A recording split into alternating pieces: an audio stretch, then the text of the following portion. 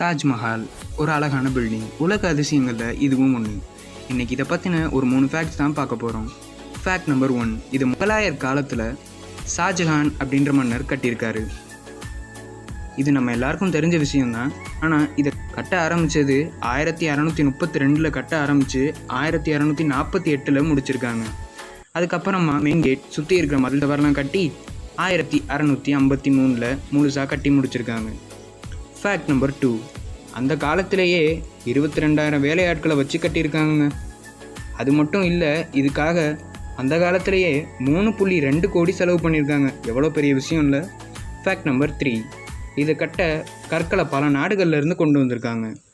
அதாவது blue மார்பிளை திபெட்டில் இருந்தையும், white மார்பிளை ராஜஸ்தானில் இருந்தும், இது மாதிரி பல நாடுகளில் இருந்து பல கற்களை கொண்டு வந்திருக்காங்க.